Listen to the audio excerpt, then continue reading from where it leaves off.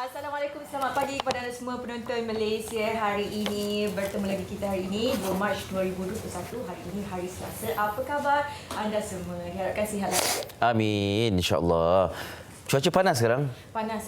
Ya. Kalau kita perasakan kebelakangan ni, setiap petang ataupun tengah hari mesti panas terik. Ya, betul. Petang-petang tu hujan lah sikit-sikit. Sikit je? Sikit saja, sekejap saja. Tapi secara keseluruhannya, cuaca sangat panas. Ya, masa mula-mula kita mengalami cuaca panas ni, kita tengok langit membiru kan. Kita rasa macam bercuti di tepi pantai punya juga kan. Betul. Tapi lama kelamaan kita rasa sedikit resah kerana bila lah nak hujan kan. Tanaman ataupun laman rumah kita yang sebelum ni tak perlu nak siram sangat pun kita rasa macam ni dah nampak kekeringan di situ. Betul. Jadi ini antara perkara yang harus kita mula ambil tahu dan ambil berat kerana bukan hanya keadaan cuaca panas ini menyebabkan banyak kawasan atau laman tu kering, tetapi juga keadaan kita sendiri. Betul, keadaan tahap kesihatan kita sendiri bagaimana kalau kita berhadapan dengan cuaca panas sebegini kan. Dan kita pastinya disarankan untuk mengurangkan aktiviti luar kerana cuaca panas ini juga pastinya boleh memberi impak yang negatiflah terhadap kesihatan kita kalau kita tidak berhati-hati. Ya, dan kita sedang berjuang dengan macam-macam perkara sekarang ni, dengan COVID-nya, dengan cuaca panasnya, dan kita harapkan tidak ada yang terkena strok haba lah. Dan juga perjuangan anak-anak kita di sekolah ni. Bagaimana mereka, semalam sudah dibuka sesi persekolahan untuk prasekolah dan juga murid tahun 1 dan 2. Semalam kita bimbangkan bagaimana pematuhan SOP mereka dan sebagainya, tapi Alhamdulillah tiada apa-apa yang dikabarkan semalam. Kesemuanya baik-baik sahaja. Dan satu lagi, bila cuaca panas ni, anak-anak di sekolah pun kita risaukan juga kan. Ya, betul. Bermain dengan kawan bagaimana cara mereka berhadapan dengan situasi sebegini. Kanak-kanak apa yang mereka tahu, bermain dan sebagainya, bergembira bersama rakan-rakan tanpa menghiraukan keadaan cuaca. Jadi ibu bapa lah yang memainkan peranan yang penting. Betul. Barangkali satu lagi SOP tambahan yang boleh dibuat oleh ibu bapa ialah membekalkan air. Betul. Ya, botol air sentiasa terisilah. Kalau boleh minta cikgu tolong isikan kalau dah habis. Ini untuk kanak-kanak tahap rendah kan, supaya mereka sentiasa terhidrat dalam keadaan cuaca begini. Kita tertarik sebab masa Marsila, saya dan juga rakan-rakan kan masuk darjah 1 kan. Kita tahu masuk darjah 1 biasalah berlari-lari sebagainya. Tapi anak-anak yang masuk tahun 1 kali ini lain cara dia, lain sangat. Terlalu berbeza dengan zaman kita, Eli. Zaman kita dulu, darjah 1 bagaimana kita masuk ke sekolah seperti biasa. Tapi kerana kita berhadapan dengan situasi pandemik sekarang yang pastinya norma itu sudah berubah 360 darjah. Tidak lagi seperti dahulu kala. Dan mungkin itu antara, kalau ialah sekarang ni cuaca panas dan sebagainya, mungkin sedikit SOP yang ada itu, kata orang tu menyelamatkan mereka daripada cuaca panas kerana mereka tidak boleh bermain di luar bersama rakan-rakan sewenang-wenangnya. Selama mana mereka akan melalui penjarakan fizikal, memakai pelitup muka dan sebagainya, dan adakah lagi 7 tahun apabila Kalsum bersekolah nanti akan akan mengalami situasi yang sama? Anim pun pastinya sedang memikirkan perkara itu, Anim. Ya, betul. Itulah sebab mereka macam cepat matang pula kerana haruslah melalui fasa ataupun norma baru ni. Tapi itulah sokongan kita sebagai ibu bapa. Kita ni sebenarnya kena tenangkan diri dahulu sebab saya faham ibu bapa sebenarnya lebih emosi tentang kita melihat kepada anak kita hanyalah boleh dihantar di depan pagar sahaja, tidak boleh melepaskan, tidak boleh melihat perkembangan mereka. Tidak boleh mengintai dari tak tingkap. Boleh mengintai lagi kan. Balik haruslah tunggu di depan pagar. Tapi apa yang kita dapat saksikan, perkongsian gambar-gambar, anak-anak kita patuh pada SOP. Tapi ibu bapa yang menghantar di luar tu, lambatkan ramai-ramai itu pula yang kita melihat tidak ada penjarakan fizikal dan sebagainya. Kita sebagai ibu bapa haruslah menunjukkan contoh yang terbaik ya. Sama-sama pesan kepada diri sendiri. Baik, seperti biasa kita akan kongsikan tentang COVID-19, statistik harian yang terbaru setakat semalam. Kes baru mencatatkan 1,828 kes. Buat pertama kalinya selepas PKP 2.0, kita melihat kepada angka 1,828 ini agak memberikan sedikit kabar baik, tetapi kita tidak boleh alpa dengan keadaan ini. Kes sembuh baru juga mencatatkan tinggi 2,486 kes. Kematian baru 5 kematian baru dicatatkan menjadikan jumlah kematian 1,135. Jumlah kes keseluruhan 302,580 kes. Ini anda dapat saksikan taburan kes pula. juga berlaku sedikit perubahan. Kalau selalu kita katakan tentang Selangor mencatatkan kes harian tertinggi, tetapi semalam Johor mencatatkan kes harian tertinggi iaitu 490 kes, diikuti dengan Selangor 450 kes, dan juga seperti biasa Sabah dan Sarawak mencatatkan 220 kes dan 104 kes masing-masing. Selain daripada itu, Negeri Sembilan juga tinggi 167 kes.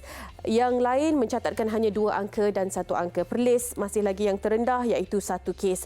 Dan juga Labuan tidak ada kes yang dicatatkan pada setakat semalam lah. Ini dapat saksikan taburan kes dan juga kes kematian yang baru. 5 kematian seperti yang dinyatakan sebentar tadi. Latar belakang masih lagi menyumbang kepada mereka yang mempunyai masalah kronik dari segi kesihatan mereka. Selain daripada itu, ini adalah kluster baru, 7 kluster baru di Johor Bahru dan di Selangor juga mencatatkan beberapa kes kluster baru.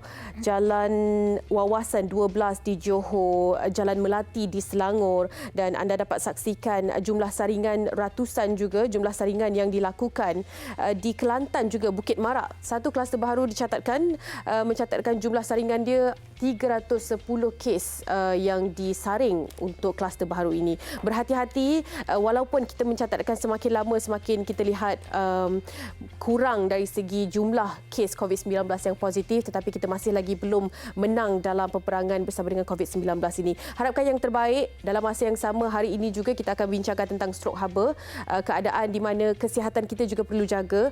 Sekarang ini perlu berhati-hati dengan semua keadaan virus dan juga keadaan semasa. Okey?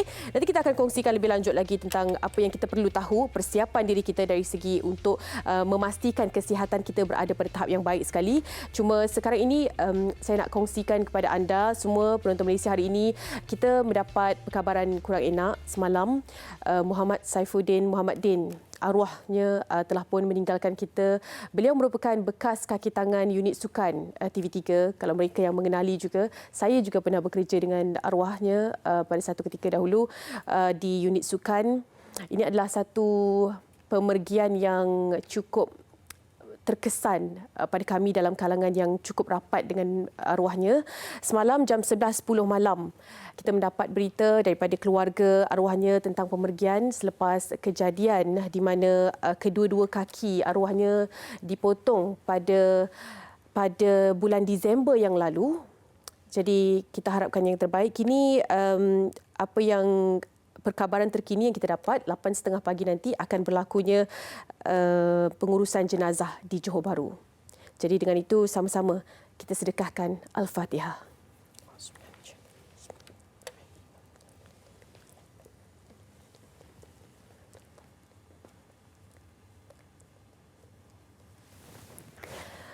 Amin amin ya rabbal alamin.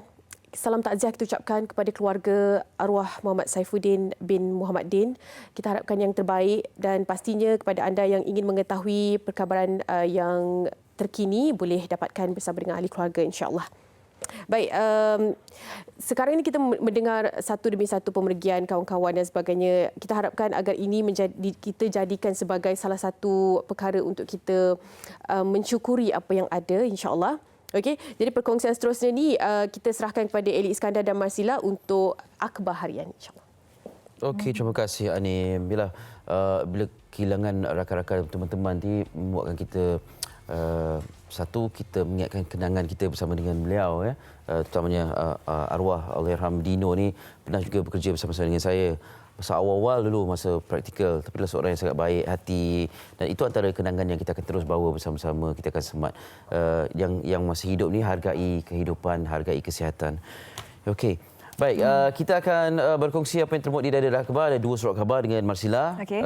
Nak mula dengan berita harian dulu, ya? Boleh, saya akan mulakan dengan berita harian. Kalau kita lihat di paparan utama akhbar berita harian hari ini, mengenai pematuhan SOP yang tinggi semalam. Okey, tapi yang menjadi pilihan penerbit kita adalah mengenai pendekatan kerajaan sejahterakan rakyat pacu ekonomi. Di halaman utamanya ini ada diperincikan sedikit secara ringkas mengenai perkukuh strategi kawal COVID-19, cipta peluang pekerjaan, perkasa ekonomi digital, laksana pendidikan digital, pergiat usaha basmi kemiskinan, pertingkat tahap jaminan keselamatan, tambah baik sistem kesihatan dan juga perkukuh perpaduan rakyat. Perinciannya ada di halaman kedua, ketiga dan juga keempat, dan saya akan bacakan sedikit di apa yang ada di halaman kedua ini, di mana katanya pelbagai cabaran yang diharungi sejak mengambil alih pentadbiran negara di saat meningkatnya jangkitan COVID-19 ini setahun yang lalu langsung tidak melemahkan semangat Tan Sri Muhyiddin Yassin yang bertekad untuk terus mengawal pandemik itu sambil memastikan pemulihan ekonomi negara. Dan walaupun bukan kali pertama membuat penegasan dan juga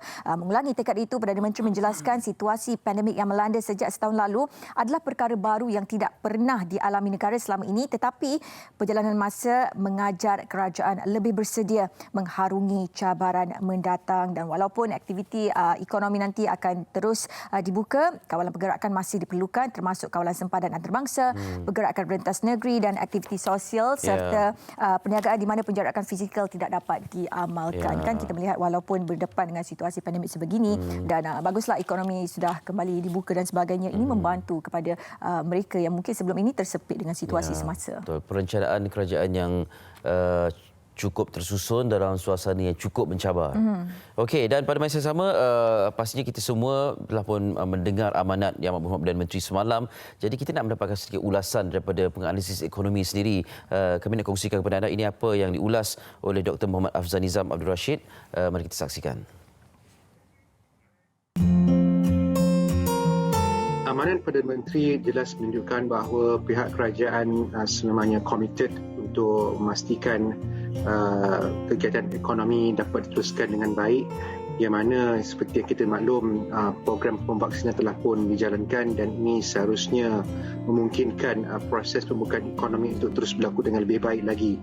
Selain itu, pihak kerajaan juga telah pun melancarkan beberapa pakej bantuan serta pakej rancangan ekonomi daripada tahun lalu sehingga sekarang, dan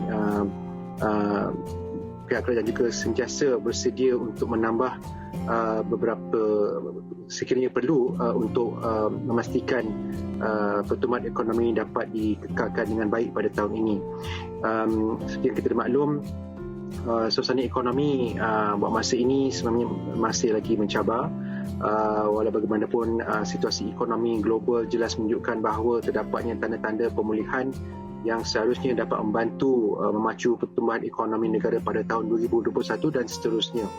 Jadi apa yang telah dikongsi oleh Yang Amat Perdana Menteri, suatu komitmen bahawa pihak kerajaan sentiasa bersedia untuk memastikan nasib rakyat sentiasa terjamin dan juga memastikan proses pemulihan ekonomi ini bakal berlaku dengan lebih lancar lagi dengan adanya program pemvaksinan yang telah pun diumumkan baru-baru ini.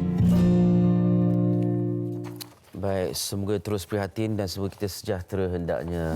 Okey, kita nak sambung ke paparan berikutnya dalam surat khabar New Straits Times. Saya sebenarnya terpesona dan tertarik dan terkesan dengan gambar muka hadapan ini. Kalau kita dapat tengok perkongsian NST ini, gambar oleh Muhammad Fadli Hamzah.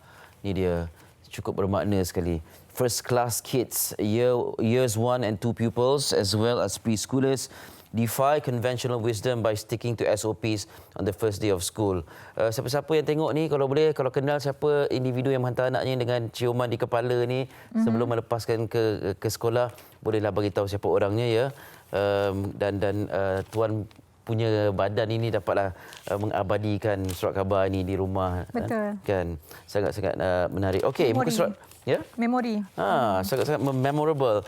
Okey, muka surat 8, perkongsian lanjut. Teachers help pupils adapt the new normal ini. First day of school for year 1 and year 2 pupils proceeds smoothly. Alhamdulillah, berjalan dengan baik. Pematuhan SOP untuk anak-anak kecil ini yang mungkin bagi kita lah, kita rasa macam mencabar sebab mereka nak kecil. Tapi umur macam inilah barangkali paling senang untuk dilentur.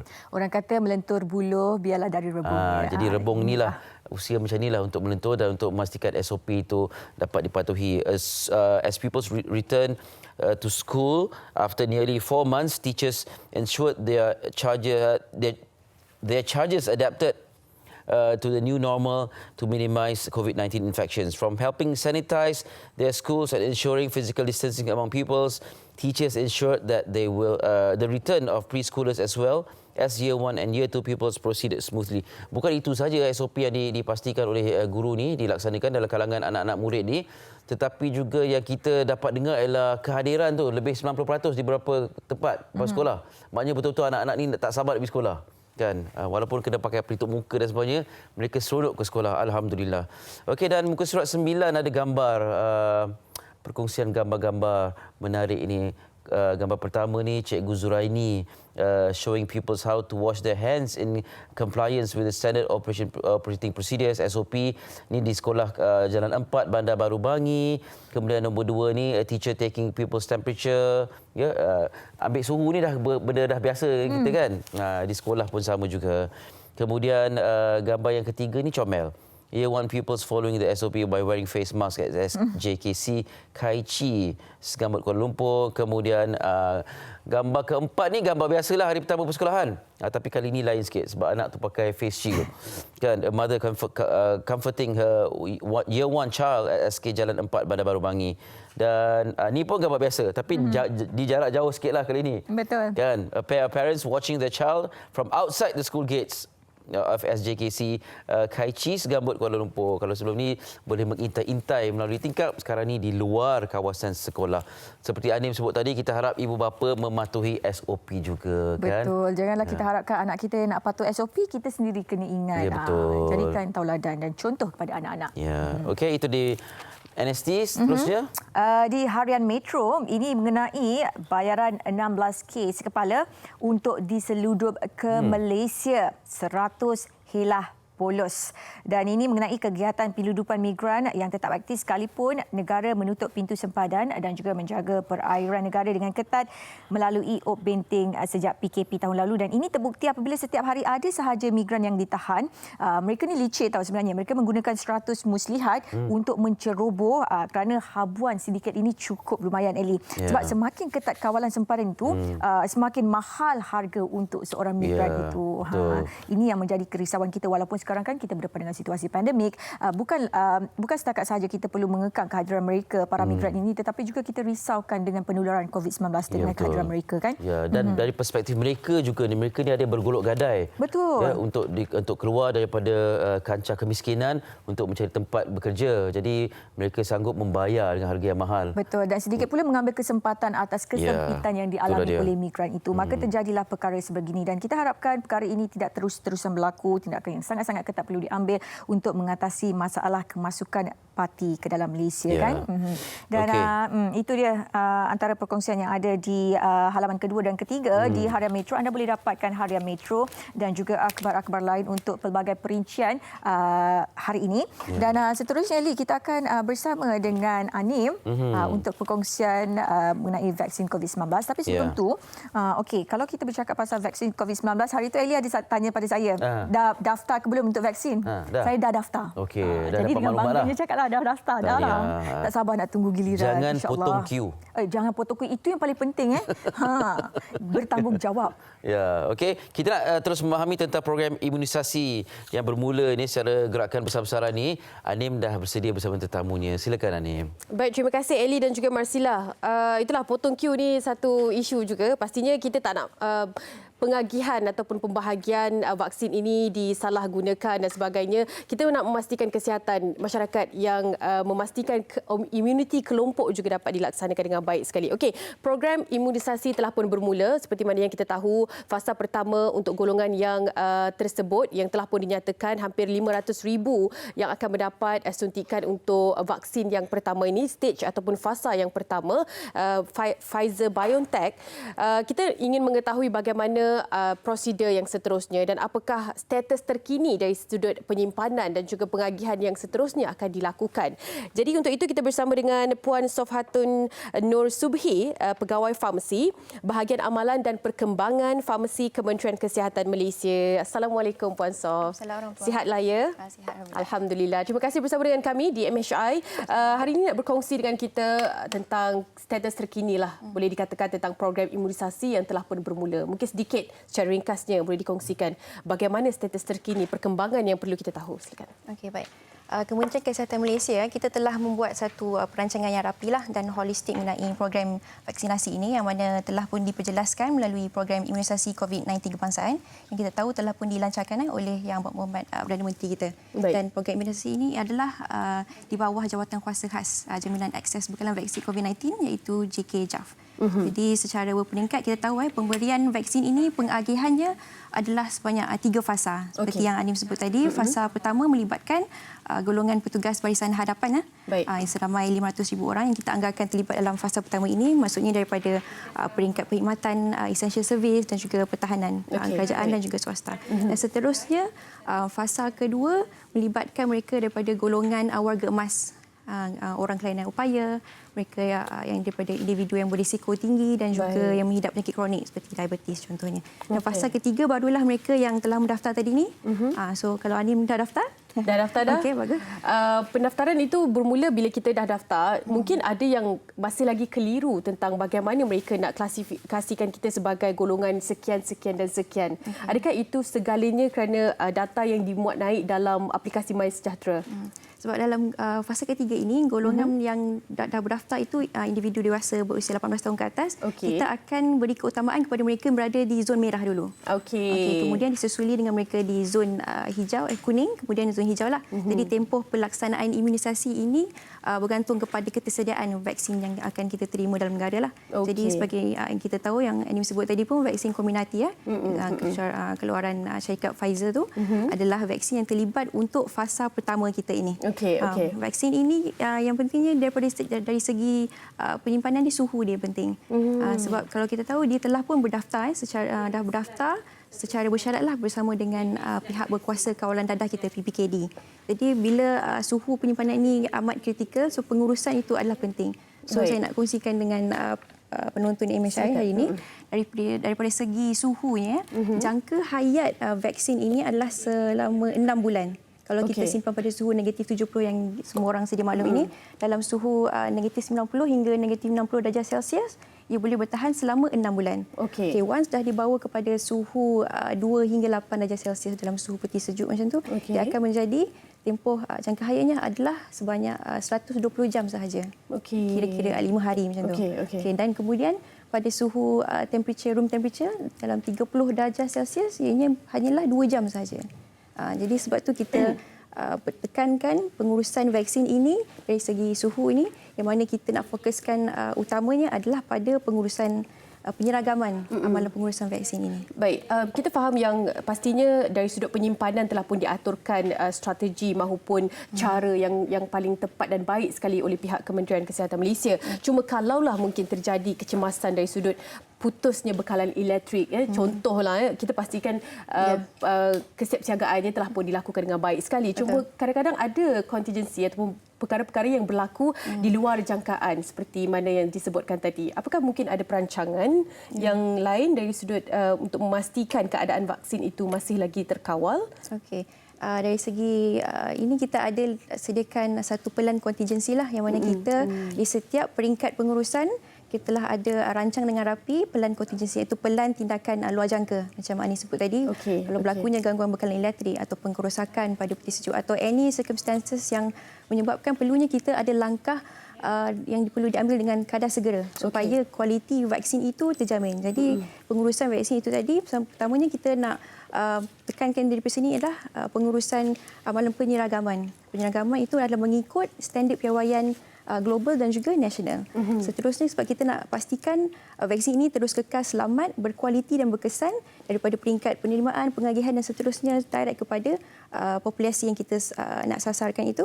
Dan juga dari segi pemantauan vaksin itu sendiri adalah sistematik, dan kita nak pastikan ianya elakkan pembaziran lah. Sebab vaksin ini kalau once kita nak tahu, kita untuk pengetahuan semua, once dia masuk di pintu masuk negara, mekanisme agihan vaksin ini adalah bermula daripada pergerakan vaksin itu daripada pusat simpanan vaksin PSV kepada pusat pemberian vaksin PPV. Jadi fasiliti kesihatan Malaysia kita memang dah bersedialah untuk menerima, mengendalikan vaksin ini walaupun kita tahu suhunya sangat sensitif. Betul. Jadi antaranya KKM juga telah menyediakan beberapa peralatan lah untuk menyokong pengagihan vaksin ini, seperti kita ada ultra low temperature freezer, temperature data logger, dan juga top loading refrigerator dan sebagainya lah. Sebabnya ini memerlukan belanja yang sangat tinggi bila kita menerima vaksin dari pelbagai jenis, walaupun kita tahu ini adalah untuk sifar pembaziran, itu yang sebenarnya kita mahukan. Untuk kita tahu yang fasa berbeza ini akan menerima vaksin yang pelbagai jenis lah. Kalau mungkin fasa pertama ini kita akan menerima Pfizer BioNTech, selepas ini akan menerima jenis yang lain. Adakah dari sudut penyimpanan dan juga penjagaan vaksin ini tertakluk kepada semua jenis vaksin yang sama? Kita akan mengikut kepada jenis vaksin yang diterima. Jenis vaksin itu ada kriterianya sendiri, jadi suhu penyimpanan pun bergantung kepada apa yang telah ditetapkan oleh syarikat pengeluar itulah. Jadi kita bergantung pada jenis-jenis vaksin yang akan diterima akan datang. Okey, satu lagi mungkin soalan saya ini, anda ataupun kalian juga di luar sana telah pun tertanya-tanya, ada ramai yang telah pun muat naik status mereka mengatakan takut kesan sampingan yang kita dapat selepas pengambilan dos pertama, dan kita dapat jangkakan mungkin Pfizer ini tidak ada kesan sampingan, ataupun yang lain ini pelbagai spekulasi yang timbul berkaitan dengan kesan sampingan selepas mendapatkan vaksin. Mungkin ada penjelasannya. Okey, untuk vaksin ini kita tahu vaksin mRNA adalah menggunakan teknologi messenger ribonucleic acid mRNA. Yang mana vaksin mRNA ini dia akan menghasilkan spike protein dan seterusnya merangsang antibody yang spesifik kepada COVID-19 ini. So jadi badan kita akan biasanya kita kata dah bersedialah untuk melawan sebaran jangkitan COVID-19 pada masa akan datang. Jadi selain ubat-ubatan, vaksin ini juga boleh menyebabkan kemungkinan berlakunya kesan sampingan, kesan adverse lah, ataupun kita panggil sebagai kesan adverse susulan imunisasi ataupun adverse events following immunization, AEFI kita panggil. So AEFI yang ringan biasanya adalah seperti bengkak atau sakit pada tapak suntikan, menjadi muka rasa menggigil ataupun demam ataupun pening macam itulah. Tapi kalau nak tahu pun sebenarnya kesan yang ringan ini sebenarnya tidaklah serius dan boleh sembuh dengan segera. Tapi kesan ini pun sebenarnya adalah body kita, cara badan kita bertindak balas lah. Untuk membentuk imuniti kepada vaksin itu sendiri. Tapi kalau ada yang kata pasal AEFI yang serius, mungkin boleh berlaku tapi jarang berlaku. Peratusan dia kecil je kalau nak banding dengan penerima vaksin seluruh dunia inilah. Okey, alang-alang kita mendapatkan penjelasan daripada Puan Sof. Mungkin sebab sekarang ini tular di media sosial mengatakan warna injection dan sebagainya berbeza. Itu kita nak mendapatkan penjelasan ilmiahnya. Kenapa? Walaupun kita dah tahu sedikit sebanyak, tapi mungkin daripada Puan Sof sendiri, perbezaan warna orange dan juga biru apabila menerima suntikan. Itu silakan. Hanyalah jenis apa kita panggil jarum itulah kan. Kita perlu yang mana yang kecil untuk diberikan kepada pasien, tapi yang bila yang besar tu untuk kita tarik ubat itulah. Sebabnya ada berlaku pressure di situ. Jadi itulah kepentingan jarum-jarum itu, ada pelbagai jenis lah. Ya, itu dia penjelasan sedikit ya. Kadang-kadang kita ni perlu tahu apakah di sebalik segala kejadian. Terima kasih banyak-banyak. Cukup padat sekali pemberian ataupun penjelasan yang diberikan oleh Puan Sof Hatun Nur Subhi, Pegawai Farmasi Bahagian Amalan dan Perkembangan Farmasi Kementerian Kesihatan Malaysia. Kita harapkan perkongsian hari ini dapat dijadikan sebagai salah satu rujukan kita. Selepas ini kita akan mendapatkan vaksin mengikut kepada pengagihannya, mengikut kepada fasa dan sebagainya. Yang penting, jangan lupa untuk daftarkan diri anda dalam aplikasi MySejahtera untuk kita tahu kategori yang mana kita akan didahulukan mengikut kepada zon merah, hijau, kuning dan sebagainya. Okey, segala informasi kalau anda dapat ada masa sedikit boleh saksikan di MySejahtera. Segala informasi sebenarnya telah pun dimuatkan sedikit sebanyak di dalam aplikasi tersebut. Terima kasih sekali lagi Puan Sof. Kita ingin berehat seketika, kembali selepas ini tentang topik utama iaitu stroke haba. Segalanya dalam Malaysia Hari Ini.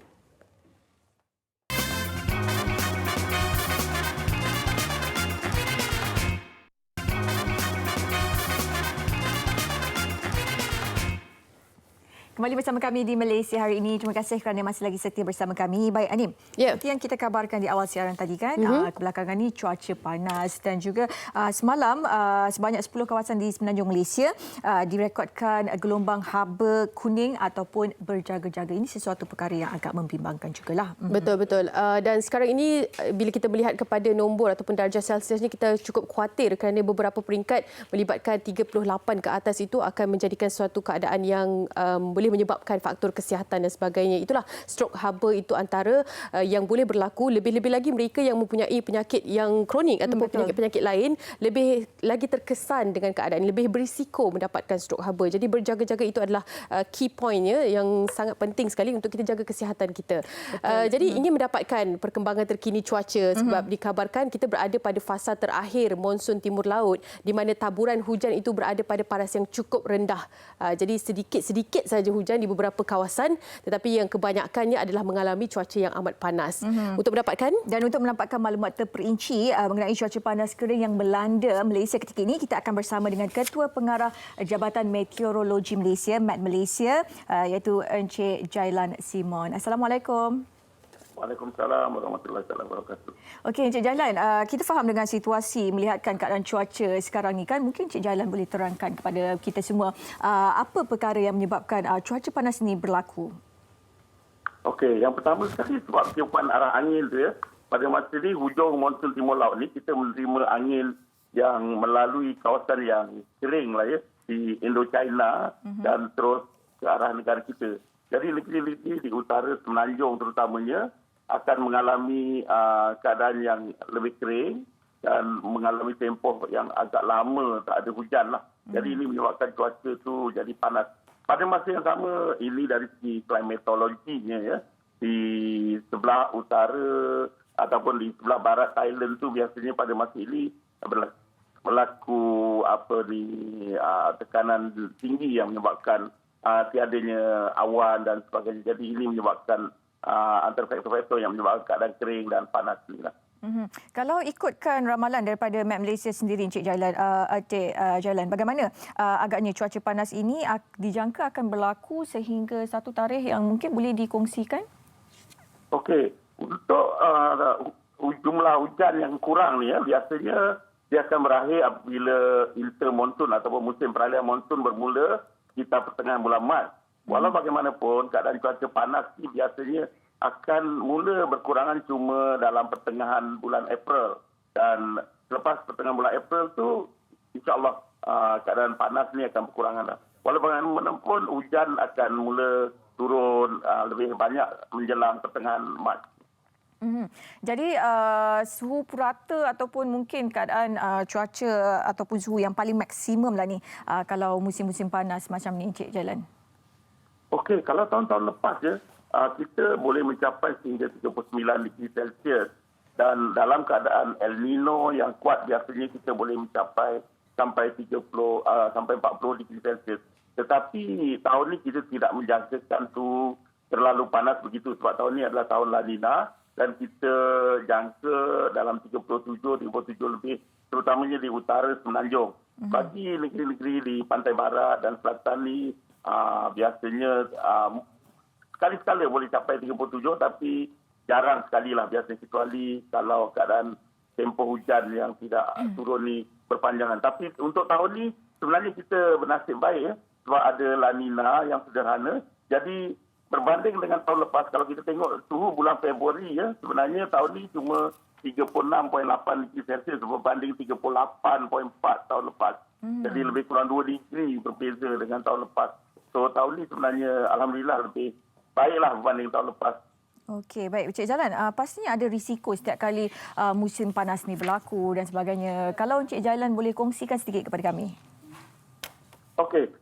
Risiko yang paling besar adalah masalah kekurangan air lah ya. Dan ini sering berlaku. Tapi tahun ini alhamdulillah jumlah paras empangan nampaknya masih tinggi. Walau bagaimanapun kita jangan lupa kita kena jimat air. Dan yang satu lagi biasanya yang berlaku adalah pencemaran di kawasan tadahan air ataupun di sungai-sungai bila berlaku cuaca kering ni. Jadi kita mesti elakkan daripada kita melakukan pencemaran di kawasan-kawasan tadan air ataupun di sungai-sungai ini ya, supaya kita dah tak ada air, nanti air tercemar, dah air potong pula. Dan yang ketiganya adalah heat stroke ya.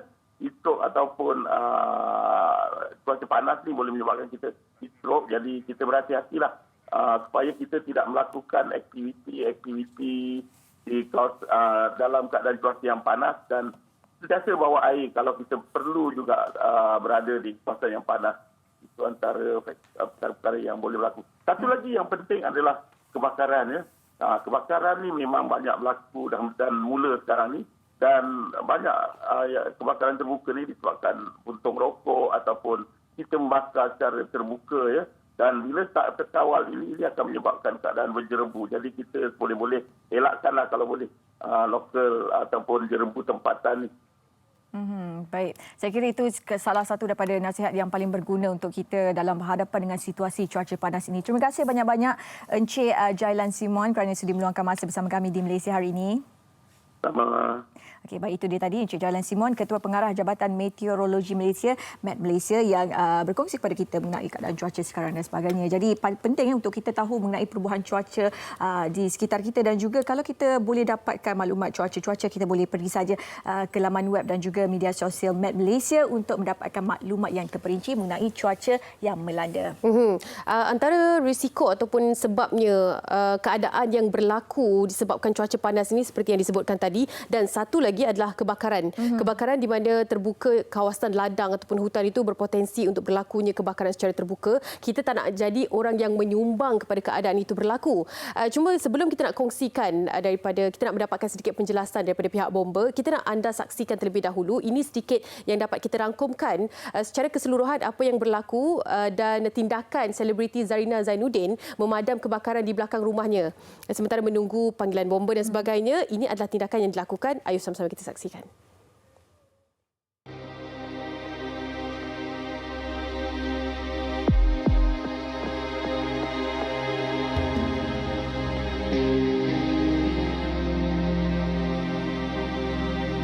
Assalamualaikum. Saya nak ceritakan kejadian masa kebakaran hutan di belakang rumah saya, di kebun rumah saya. Kat kebun saya tak kena, yang kena dekat belakang kat kawasan rumah Cina tu. Tapi saya mula saya balik daripada menghantar pulut. Balik tu dalam rumah tu cuma tinggal anak saya, Naim, Adam dan juga Azil. Okey, saya keluar menghantar pulut dengan Azal dan juga Bedah. Jadi bila dekat rumah tu kami terbau asap. Macam bau asap lah. Bau dia macam asap terbakar, macam bau benda terbakar. Jadi saya cari-cari kat kiri rumah, cari-cari, rupanya ya Allah, dekat belakang rumah. Sampai saya pun buka kamera saya ikutlah apa yang berlaku. Saya tengok api tengah merebak sikit sebab daun-daun kering terbakar. Jadi saya pun tak boleh nak buat apa, nak panggil bomba pun dalam keadaan macam tu. Saya cuba usahakan sendirilah. Jadi getah paip pun tak sampai. Jadi kan kita ada air, siram nak panggil, nak jaga tolong pun dekat belakang rumah, siapa dia dengar. Tapi alhamdulillah dah selesai dah. Kami padamkan kebakaran sendirilah. Beda tolong. Baik, dah sedar.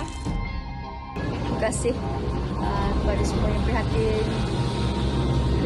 Yalah, kita pun tak sedar kena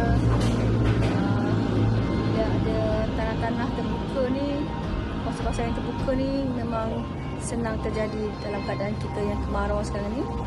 Terjadi kebakaran. Untuk semua kena standby air, kena standby. Kalau ada keluarga di rumah tu kena sentiasa hati-hatilah untuk keselamatan bersama. Terima kasih.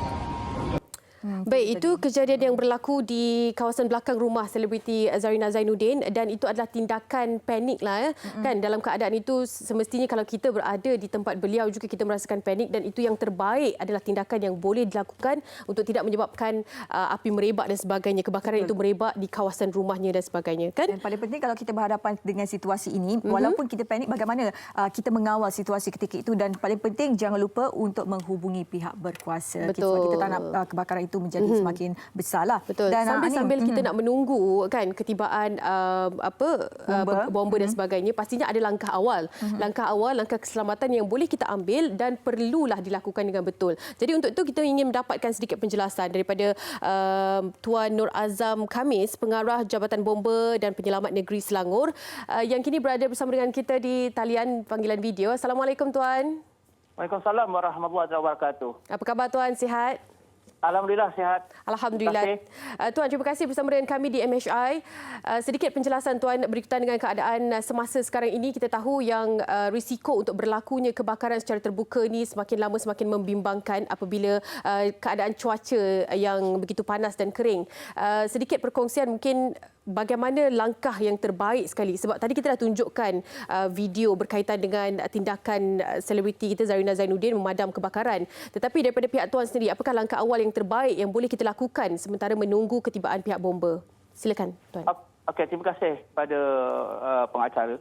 Okey, keadaan kita pada masa kini panas dan kering. So dalam masa 2 minggu ini kita lihat banyaknya berlaku kebakaran-kebakaran yang melibatkan kebakaran lalang, rumput, hutan dan sebagainya. Okey, berdasar kepada yang berlaku di rumah berhampiran dengan rumah selebriti Zarina Zainuddin tu, pertamanya langkah-langkah keselamatan di peringkat jika sebelum kita perlu pastikan bahawa di kawasan perumahan ataupun rumah kita tu hendaklah dibersihkanlah daripada daun-daun kering, rumput-rumput kering dan kita pastikan bahawa tidak adanya kegiatan ataupun aktiviti pembakaran di sekeliling kawasan perumahan kita. Baik. Ataupun di sekeliling rumah kita. Jika ada berlakunya kebakaran ataupun yang boleh menimbulkan ancaman kebakaran sebagainya, hubungi pihak berkuasa iaitu Jabatan Bomba melalui panggilan 999. Baik. Dan saya menyeru kepada semua masyarakat supaya membersihkan kawasan di kawasan sekeliling rumah-rumah masing-masing daripada belukar, daripada sampah sarap dan kompolkan, jangan dibakar. Kompolkan, masukkan dalam plastik dan hendaklah ditempatkan di tempat yang selamat. Kemudian jika kawasan sekeliling rumah itu rumput sudah kering dan sebagainya, kalau boleh kita siram dengan air lah setiap hari supaya rumput itu tidak kering dan sentiasa hidup lah. Dan salah satu lagi perkara yang boleh masyarakat untuk bersedia, kita jika di rumah itu ada paip air, misal kata, kita sediakan dengan baldi dan sebagainya untuk sebarang kemungkinan yang berlaku. Sebab kita tak pasti kebakaran tu bila boleh berlaku. Mungkin bukan disebabkan kita tapi kerana orang lain, kerana sebatang puntung rokok yang dibuang mata-rata ataupun daripada sepihan kaca dan sebagainya di mana dia boleh menimbulkan kebakaran. Boleh mencetuskan kebakaran. Jadi langkah awal kemungkinan tahun sebenarnya malam tadi kita bersedia dengan langkah awal tu sedia dengan air lah. Air tu ditempatkan di dalam beladi di bahagian belakang rumah ataupun tepi rumah. Kemudian yang kedua, setiap pagi atau petang kita menyeram di sekeliling kawasan rumah kita dengan air agar rumput yang ada di sekeliling tu dapat hidup ataupun tidak kering. Baik Tuan. Jika berlaku kebakaran, apakah yang terbaik sekali? Macam contohnya mungkin keadaan itu tidak dapat dikawal dalam rumah ataupun di kawasan luar rumah. Yang terbaik sekali untuk dilakukan kita sebagai individu untuk mengekang daripada lebih teruk lagi berlakunya kebakaran tersebut. Mungkin Okey. Kalau berlaku, misalnya dah berlaku, dah sukar untuk dikawal. Pertamanya saya menasihatkan supaya yang berada di rumah itu supaya keluar daripada rumah untuk kalau api itu dah semakin hampir dan tidak ada punca air sebenarnya, dan tidak ada punca air dan api itu berhampiran, kita boleh gunakan contoh tuala yang dibasah untuk memerap-merap dipanggil memukul api lah, kepala api yang berhampiran dengan kawasan rumah. Kalau tak ada puncak, contoh tak ada paip air ke getah air ke dan sebagainya, kita basahkan tuala ataupun kain, kita boleh menggunakan sebagai pemerat atau pemukul lah untuk mengawal dan mengelakkan api tersebut membakar rumah.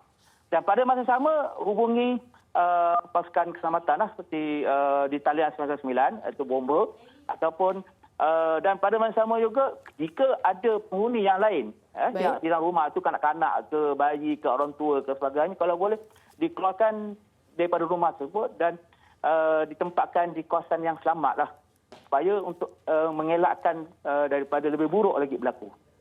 Tuan, nasihat yang terakhir sekali untuk kita semua sebagai langkah berjaga-jaga untuk tidak menyebabkan dan boleh mengekang daripada kebakaran ini berlaku dalam kawasan dan sebagainya. Silakan Tuan. Okey, sekarang ni musim panas. Seperti masa malam tadi, keadaan cuaca panas dan kering. Dan sekarang ni panggilan kecemasan yang kami terima di Jabatan Bomba dan Penyelamat Malaysia di Selangor, satu hari lebih kurang dalam 80 panggilan kecemasan. Dalam masa 2 minggu ini memang kenaikan panggilan kecemasan berkaitan dengan pembakaran terbuka sangat tinggi. Jadi saya sini ingin menyeru kepada masyarakat supaya tidak melakukan pembakaran terbuka. Terutama di kawasan-kawasan sekeliling rumah yang berhampiran, yang ada belukar, yang ada lalang, yang berhampiran hutan. Tolong hentikan pembakaran terbuka. Kemudian yang kedua, kepada para petani yang mengusahakan tanaman dan sebagainya, hentikan kaedah pembakaran di kawasan-kawasan batas dan sebagainya, kerana ianya boleh menyebabkan abu-abu api dan sebagainya diterbangkan dan merebak ke kawasan-kawasan yang berhampiran. Di mana sekarang ini kita berada di Kuala Langat Selatan, hutan simpanan. Sekarang saya berada di Kampung Tanjung Sepat di Kuala Langat Selatan. Dan kawasan sini sedang mengalami kebakaran yang berkeluasan hampir 100 ekar hutan simpanan yang terbakar disebabkan oleh aktiviti pembakaran di kawasan-kawasan pertanian.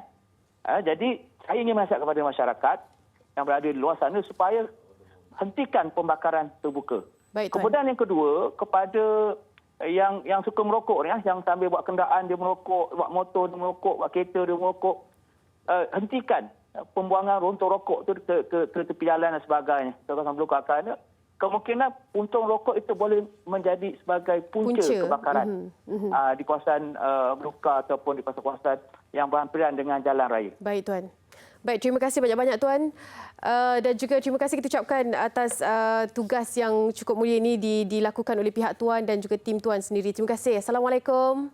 Waalaikumsalam warahmatullahi wabarakatuh. Itu dia Tuan Nur Azam Khamis, Pengarah Jabatan Bomba dan Penyelamat Negeri Selangor yang berkongsi dengan kita bagaimana cara langkah awal yang boleh diambil dan yang pastinya tolong jangan menjadi punca kebakaran itu berlaku. Keadaan cuaca yang sangat panas dan kering kita tahu, tetapi kita tidak boleh menjadi punca. Pembakaran terbuka, puntung rokok itu antara yang boleh menyebabkan. Sesiapa yang ada tanaman di belakang rumah juga jangan sampai jadinya daun kering. Itu yang boleh menyebabkan kebakaran boleh berlaku. Kadang-kadang perkara kecil sebegitu kita tak sedar boleh mengakibatkan kebakaran yang lebih besar. Baik, Adim, cukup untuk mengenai kebakaran secara terbuka ini dan kita akan bersama dengan Eli masih lagi mengenai cuaca panas dan kering, tapi kita akan memperincikan mengenai stroke harbor. Silakan Eli. Okey, terima kasih rakan setugas Adim dan juga Marsila. Perspektif yang pelbagai kita kongsikan daripada keadaan cuaca kepada kesan kepada alam dan sekali kesan kepada kita sebagai manusia. Tak kala adanya cuaca panas ini akan dengarlah kisah tentang stroke harbor ni. Jadi siapakah golongan yang berisiko dan kita sedang berdepan dengan pandemik COVID ni dan sejauh mana stroke harbor ni ataupun keadaan cuaca panas ini memberi kesan juga kepada situasi kita yang terpaksa duduk di rumah, tak boleh keluar dan macam-macam lagi.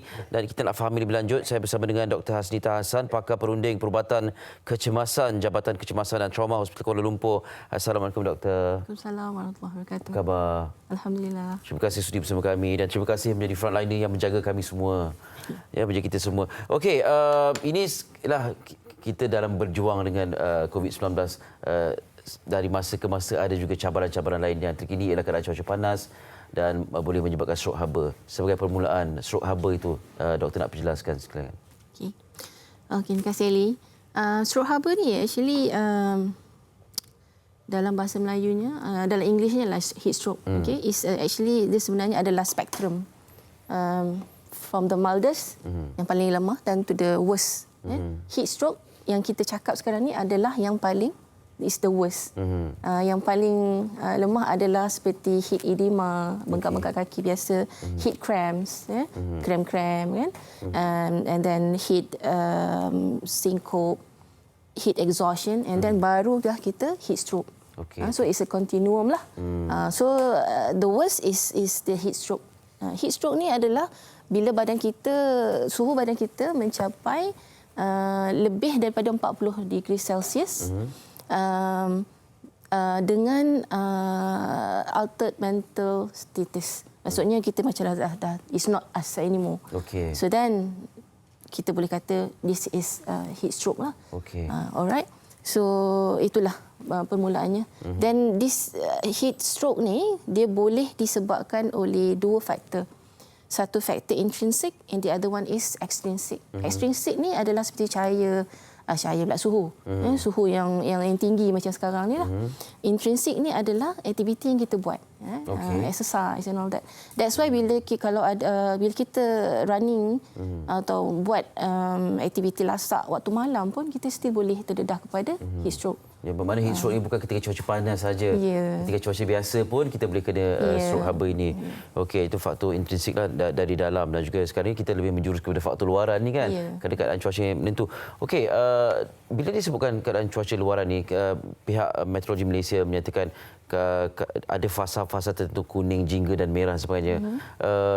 Tadi doktor sebutkan tentang suhu badan lebih 40 ke atas ya. Itu baru ada risiko stroke haba. Stroke haba which is the worst. Sebelum itu kalau suhu kita 39 ke 38 still high, dia masih tinggi dan dia boleh lagi satu yang saya lupa nak cakap tadi, because it's a continuum, the spectrum, daripada yang mild ni dia boleh kalau kita tak stop dia, dia akan boleh progress sampai jadi heat. Maknanya dia tak akan terus ke stroke haba. Akan ada peringkat-peringkat. Dia boleh kalau yang tiba-tiba ekstrim, dia akan boleh terus ke stroke haba. So kalau dia boleh juga daripada mild terus pergi moderate and then terus ke ekstrim lah, stroke haba macam tu. Okey.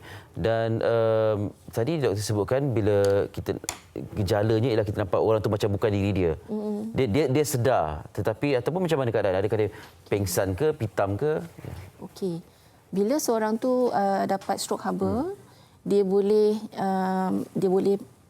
banyak presentation. Maksud saya bukan diri dia tu dia boleh pengsan, dia boleh ataupun dia sedar tapi dia tidak respon apa-apa dekat you. Tapi dia masih bernafas. Dia masih buka mata tapi dia tidak bergerak dan sebagainya lah. So it is not you. It's the conscious level bukan seperti orang biasa. Itu pun kita dah panggil altered mental status. Altered mental status. Okey, maknanya dia nampak macam ada tapi bila kita bersembang dia tak respon dan sebagainya.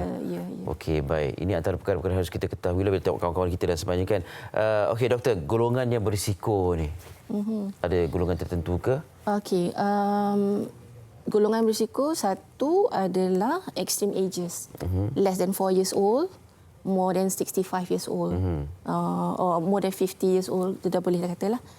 And the other one is those yang ada comorbids, maksudnya yang ada penyakit-penyakit lain, penyakit kronik yang lain. Darah tinggi, kencing manis, sakit jantung, ya, semualah. Dua itu adalah golongan yang terdedah lah. Okey. Kanak-kanak tidak ada masalah? Kanak-kanak yang masih kata yang risiko yang tinggi, less than 4 years old, tapi masih juga ada risiko lah untuk dapat benda ni kalau dia terdedah kepada ni. Sebab kanak-kanak kecil kan, dia punya luas perbukaan dia tu besar. Jadi lagi senang dia nak terkena haba dan begitulah. Okey. Jadi yang kita faham tentang stroke haba ni, cara mencegahnya dengan minum air secukupnya. Macam mana kita nak tahu air itu cukup untuk kita? Okey. Soalan yang bagus. Okey, it was dinasihatkan kalau orang-orang yang pergi yang terpaksa keluar rumah, cahaya dengan expose ekstrim cuaca ni, dinasihatkan untuk minum every few minutes, every half an hour dia minum. Without, jangan tunggu kita rasa haus baru kita nak minum. Kita kena minum sikit macam itulah. So maybe about 100 ml about 50 mils every setiap 30 minit kita minum. Okey. Itu cara dia nak ni lah. And then air yang kita minum tu juga ada, kita kena pandai pilih. Okey. Maksud? Kalau kata kita ni exercise di luar, exercise orang akan takut kita akan sweat banyak, kita akan kurang mineral. Okey, so isotonic drinks is good. Tapi kita kena ingat isotonic drinks itu ada gula yang tinggi. Alright? So kita kena pandai pilih lah. Kita kena pandai pilih. Jadi mungkin kita kena pilih yang kurang gula atau yang tak ada bikarbonat, yang sihat lah orang kata. Ataupun kalau tak ada benda-benda itu pun tak apa, minum air kosong yang secukupnya. Sebab masalah yang besarnya adalah dehydration, just kurang air. Yang mineral electrolytes tu ia juga, tapi dia tidak sebesar masalah dehydration. Untuk kita ni lah, kalau yang athletes tu lain sikit lah. Okay. Jadi dalam kata lain, norma baharu ni untuk keadaan cuaca panas ni, selain daripada pelitup muka, kena ada air, bekalan air, sentiasa botol air. Okey, sedikit pesanan kepada rakyat Malaysia sekarang ni lah. Kita dengan cabaran pandemik lagi, dengan keadaan yang kita tak digalakkan keluar rumah, tapi dan juga bersukan, dan kita nak berjoging tapi cuaca pula panas. Pesanan sikit, Doktor. Okey. Kalau di masa COVID-19 pandemik ni kan, so advisable untuk duduk rumah. Okey. Kalau tak perlu keluar rumah, duduk rumah lah. Tapi kalau sekiranya kita perlu untuk keluarkan peluh, pilih masa yang sesuai. Pilih masa sesuai. Mungkin kita lepas subuh kita dah keluarkan peluh, ataupun waktu petang-petang yang dah redup. Itu satu cara. Satu lagi, bila kita perlu keluar rumah untuk keluarkan peluh, minum air yang secukupnya. Bawalah air yang secukupnya, air yang bersesuaian. Jangan bawa air. Lagi satu saya lupa cakap, jangan bawa air yang berkafein, jangan bawa alkohol, because benda tu akan menyebabkan kita lagi mudah dehydrated, kita lagi mudah air lah. And then pakai baju yang ringan dan longgar, light coloured and light in material. Jangan pakai baju gelap-gelap pergi panas-panas, dia lagi menyerap haba lah. Pakai baju yang light coloured, light material dan longgar lah, macam Ellie cakap. And then kalau boleh bawa kipas, bawalah kipas mana-mana. Alright? Okey. Okey. Baik. Kalau anda catat ni, mesti anda ingat macam-macam perkara yang harus kita persiapkan diri ni untuk memastikan kita dapat mendepani keadaan cuaca panas ni dan dapat menjalani kehidupan seharian dengan sebaik-baiknya. Doktor, terima kasih banyak sudi bersama kami. Selamat terus menjalankan tugas, menjaga rakyat Malaysia dalam cabaran pandemik COVID ini. Dr. Hasnita Hassan, pakar perunding Perubatan Kecemasan, Jabatan Kecemasan dan Trauma Hospital Kuala Lumpur bersama dengan kita. Okey, Amisha break seketika. Selepas ini banyak lagi perkongsian yang akan kami bawakan. Ikuti kami selepas ini. Antara bantuan yang diterima oleh pelajar-pelajar Politeknik Kota Kinabalu adalah bantuan daripada kerajaan. Misalnya, bantuan Prihatin Nasional. Kami diberikan makanan secara percuma dan makanan ini dibekalkan 3 kali sehari. Selain itu, kami juga cukup bertuah kerana diberikan bantuan pengurusan balik ke rumah masing-masing. Kami juga telah menerima bantuan kewangan daripada kerajaan negeri. Badan bukan kerajaan serta orang perseorangan juga telah menghulurkan bantuan kepada pelajar-pelajar di institusi ini. Kami berharap COVID-19 akan segera berakhir dan Malaysia akan kembali kepada keadaan normal agar kami dapat menuntut ilmu seperti biasa. Ingat, jaga SOP. Untuk industri otomotif, sale penurunan daripada kesan COVID-19 ni mencecah 80% lah. Tapi adanya SMAE Bank dan juga MARA yang memberi bantuan kepada saya, dapat saya meneruskan di dalam bidang ini, dan juga saya berharap agar agensi-agensi kerajaan dapat membantu juga kepada usahawan otomotif yang lain agar dapat menaikkan balik ekonomi dan mereka dan juga saya dapat meneruskan di dalam industri ini agar kita kekal, dan saya berharap kerajaan juga memberi inisiatif terbaiklah untuk kami dan juga rakan-rakan industri saya. Terima kasih.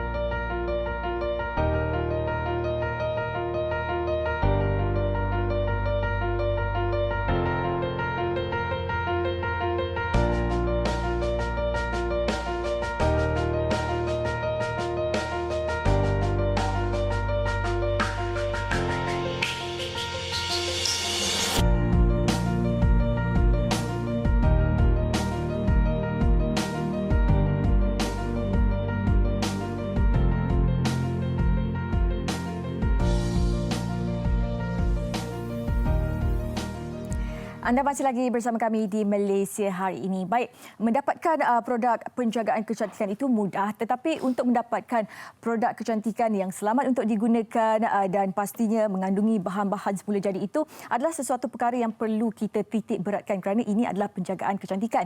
Dan hari ini kita nak bercakap mengenai satu produk penjagaan kecantikan yang merupakan Uniseri, iaitu produk kecantikan hasil penyelidikan UniKL MySet. Dan untuk bercakap mengenai produk Uniseri ini, kita akan bersama dengan Puan Farah Wahidah Ahmad Hamidi yang merupakan Ketua Jabatan Teknologi Bioengineering UniKL Malaysian Institute of Chemical and Bioengineering Technology dan juga dutanya hari ini Ernie Zakri. Assalamualaikum. Waalaikumsalam. Apa khabar keduanya, sihat? Alhamdulillah, sihat. Okey, baik. Saya nak mulakan dulu dengan Puan Farah dan saya pasti ramai yang nak tahu apa itu Uniseri ini sebenarnya. Kalau Puan Farah boleh ceritakan kepada kita semua mengenai produk Uniseri ini. Silakan Puan.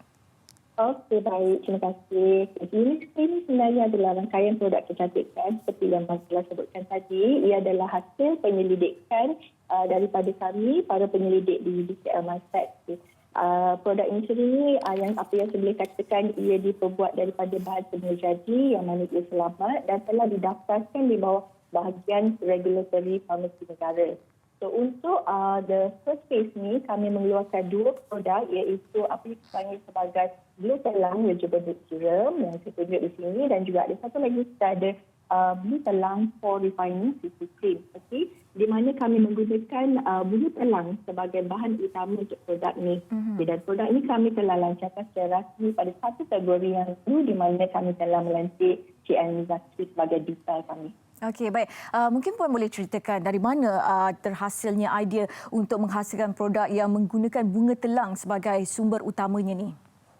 Okey, idea ni sebenarnya timbul sebab kami di UniKL MySet kami nak timbul kesedaran terhadap para pengguna. Kita nak educate masyarakat dan pengguna untuk menggunakan produk yang selamat, bersemula jadi dan juga berkesan. Jadi untuk itu kami telah melakukan penyelidikan terhadap bermacam-macam jenis tumbuhan dan juga herba tempatan di mana salah satu darinya adalah bunga telang. Dan kami dapati bunga telang ini tinggi dengan sifat antioksidan. Di mana antioksidan ni kita panggil dia sebagai anthocyanin, dan anthocyanin dia fungsi dia adalah untuk memerangkap radikal bebas yang terdapat di persekitaran kita.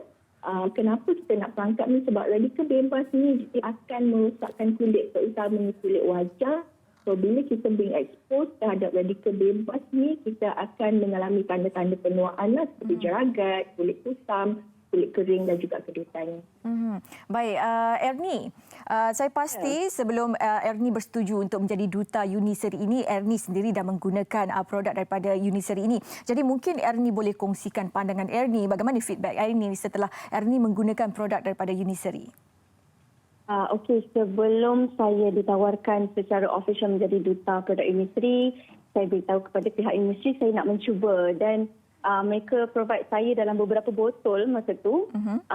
Saya boleh dikatakan tempohnya dalam masa sebulan saya mencuba dan baru saya beri feedback kepada pihak industri dan I would say kesan tu nampak. Muka saya seorang yang tidak suka memakai makeup kalau keluar rumah.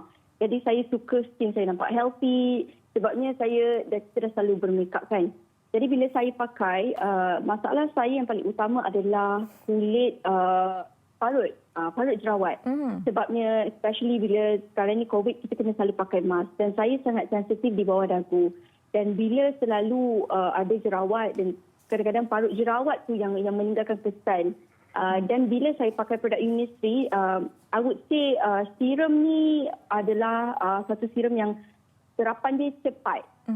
Dan CC cream ni is the best sebab ni saya dah beritahu kepada semua yang selalu tengok IG saya, ini adalah my favorite product actually sebabnya CC cream ni dia lain sikit. When you apply, dia memang nampak macam cream dia kalau putih kan. Tapi bila kita blend dia akan jadi skin tone kita, color skin tone kita.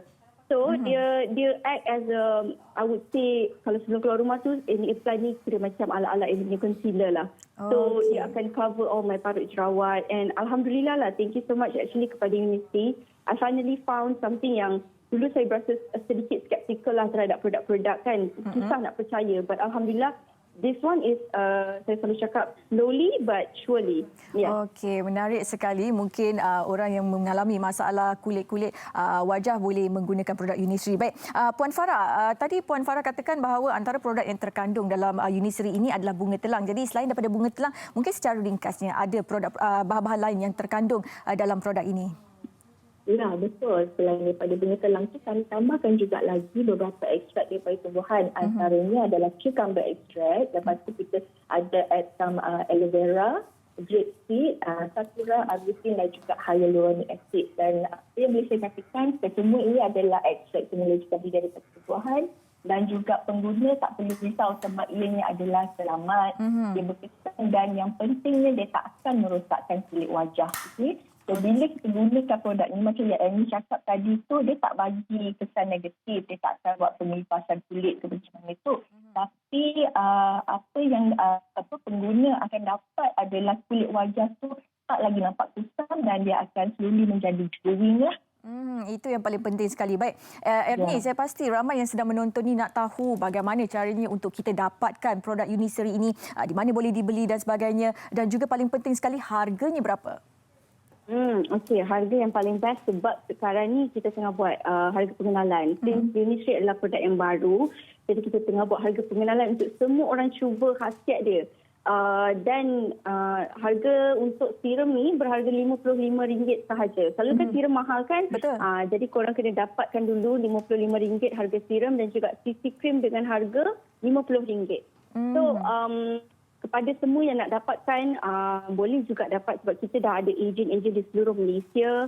Kalau yang mana pun nak mencari rezeki ketika waktu COVID ni pun boleh juga turut menyertai pihak Unisri. Korang boleh pergi layari www.unisri.my dan juga senang cerita lah, mesti yang lebih nak mengetahui tentang khasiat produk ni, betul-betul nak tahu, kulit saya sangat sensitif.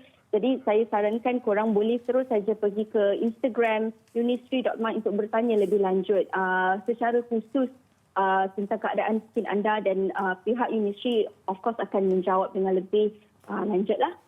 Baik, itu antara langkah-langkah yang boleh anda lakukan untuk anda mendapatkan produk daripada Unisri. Baik, Puan Farah, akhir sekali sepatah dua kata daripada Puan.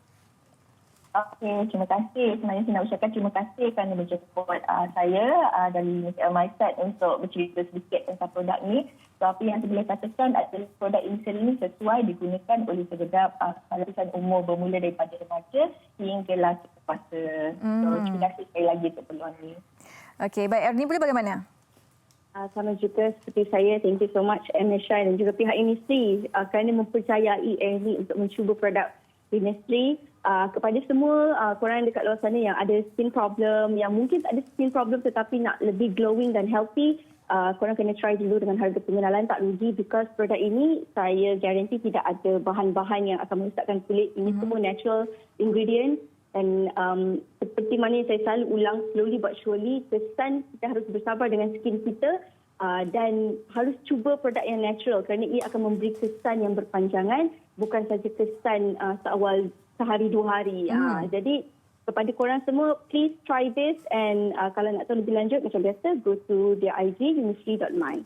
Okey, baik, terima kasih banyak-banyak Ernie dan juga Puan Farah Wahidah Ahmad Hamidi yang merupakan Ketua Jabatan Teknologi Bioengineering UniKL Malaysian Institute of Chemical and Bioengineering Technology kerana sudi bersama kami di Malaysia hari ini.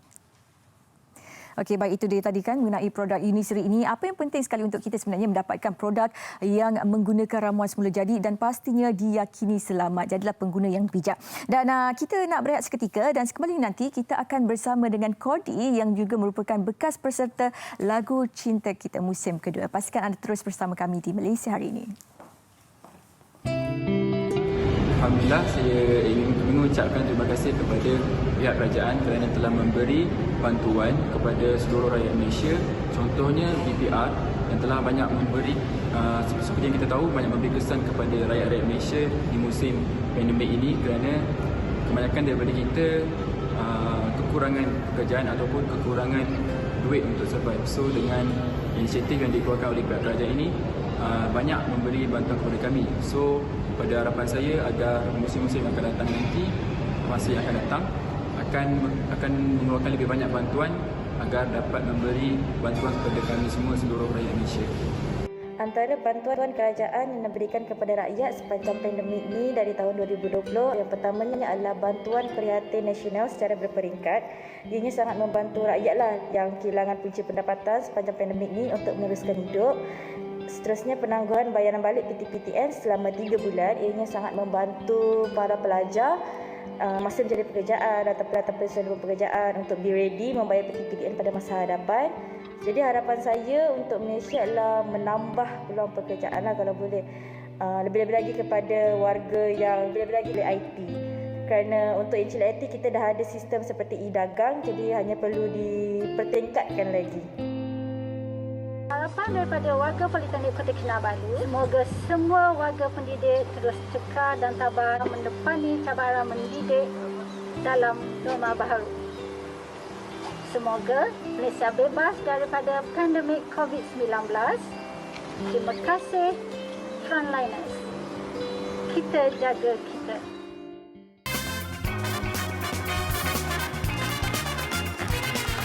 Hari ini, terimalah lenggang. Ku bermimpi-mimpi bayangannya, ku menanti-nanti sang putra, ku tertanya-tanya nasib diri, ku mencari-cari pengundah tawanan pilu, pedati permata di luar jendela, putera menawan mencari putrinya, melenggang hai melingkar sayang lagu berdendang, dari jauh tuan merantau demi sepatu kaca, melenggang hai melingkar tuan asyik berangan, wahai lakcik abang bawalah bertenang sayang, kan ku datang.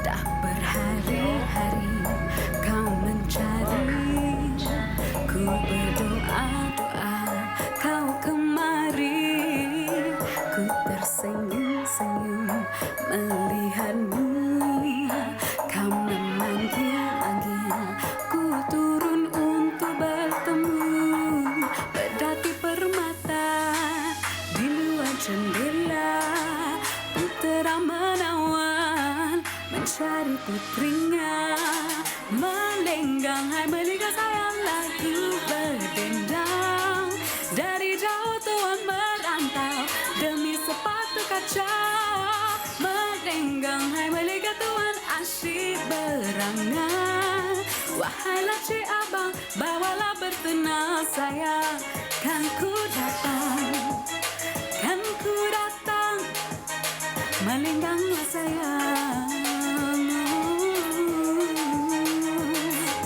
Pedati permata di luar jendela, putera menawan mencari putrinya, melenggang lagu berdendang, dari jauh tuan merantau demi sepatu kaca, melenggang hai melingkar tuan asyik berangan, wahai lakcik abang bawalah bertenang sayang, kan ku datang. Itu dia Kodi dengan Lenggang yang terbaru daripada artis yang baru mencipta nama lah dalam industri muzik. Baru tak baru juga tapi namanya semakin lama semakin dikenali ramai peminat-peminat tempatan. Okey, itu dia. Dah ada dah. Hai Kodi, Assalamualaikum. Hai, Assalamualaikum semua. Waalaikumsalam. Si kecil molek. Itu dia. Berbakat besar, suara yang menarik. Dan pertaruhan terbaru ni Lenggang, katanya seminggu je belajar menari Lenggang ya? Ya, betul. Kodi bukan penari. So, dalam seminggu tu, Alhamdulillah lah, tercapai juga goal dia untuk menari saya Lenggang. Okay. Kan pengalaman kalau tak pernah menari, tiba-tiba menari, bahaya. macam mana? Keras ke? Tapi anak-anak milenial sekarang, mereka ada praktis tersendiri dengan aplikasi yang tertentu. Kan? Okey, Kodi mungkin boleh ceritakan sikit pembikinan dan sebab kita mengambil konsep yang berbeza lah. Kita melihat kepada tariannya dan juga tempat dilakukan penggambaran ini juga cukup menarik. Mungkin boleh kongsikan pembikinan secara keseluruhannya untuk single terbaru ni? Lagu Lenggang ni adalah kisah tentang seorang puteri yang menunggu-nunggu kedatangan puteranya. So dia macam ala Cinderella. Ya, tu ada sepatu kaca tu, ada lirik tu ya? Ya, dia sebenarnya sebuah pantun tapi dengan melodi dengan rentak baru dia bagi fresh sikit lah lagu dia. Saya tertarik dengan music video tu. Cukup cantik, unik dan juga klasik. Idea siapa tu Kodi?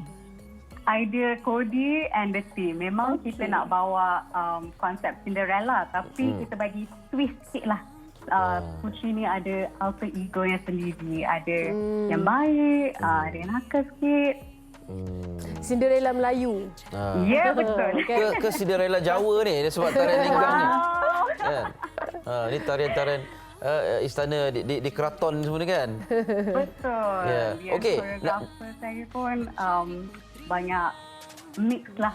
Dari Lenggang, keraton.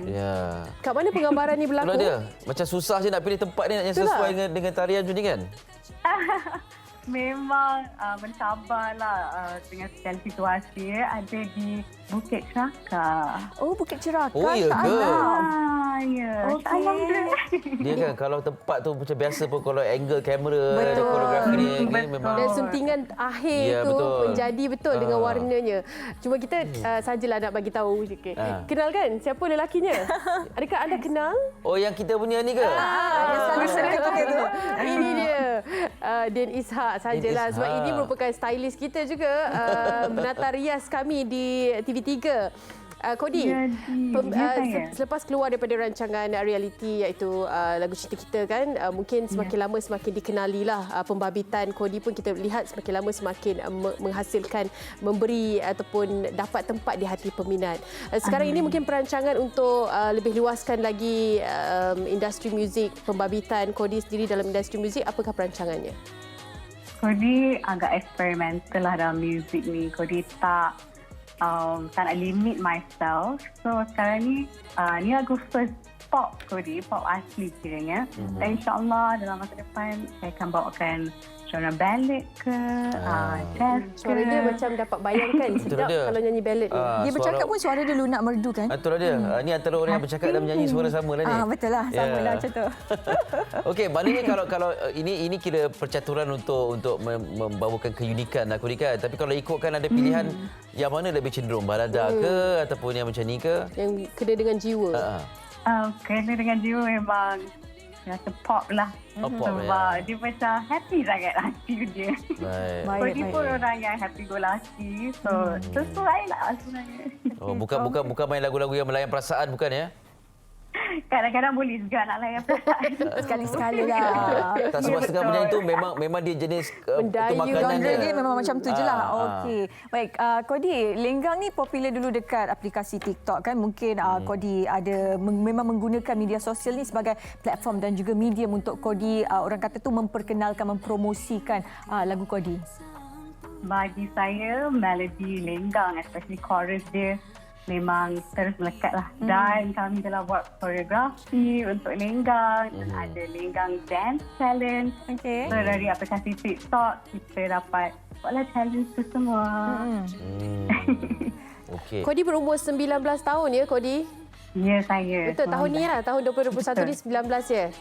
Tahun 2021, saya 20 tahun. Oh, 20 tahun.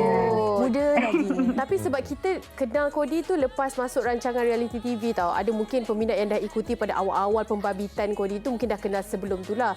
Mungkin boleh ceritakan sikit bagaimana mula-mula sekali Kodi mencipta nama dalam industri muzik ni? Kodi telah hasilkan single pertama Kodi, Ke Mana, pada tahun 2019. Dari situ, Kodi ambil macam gap lah dan hasilkan lagu Linggang. Sebab lagu Linggang ni sebenarnya Kodi tulis masa tahun lepas. Tapi Kodi ambil masa untuk create dunia Linggang ni, Puteri ni, konsep dia. Dan alhamdulillah, I'm very satisfied. Dan Kodi tak sangka boleh menari juga. Sebenarnya ramai tak bersangka. Kodi menulis lagu ini sendiri. Jadi mungkin selepas ni pandai menulis lagu kan, ada perancangan untuk memberikan lagu Kodi sendiri kepada siapa-siapa artis yang mungkin menjadi pilihan Kodi ke? InsyaAllah. Sebenarnya Kodi banyak belajar dengan producer Kodi, Shazi. Kita menuliskan dan write out melody ni bersama. Kodi memang berminat lah untuk menulis lirik semua. So insyaAllah kalau ada artis luar sana nak bekerja dengan Kodi, Kodi terima.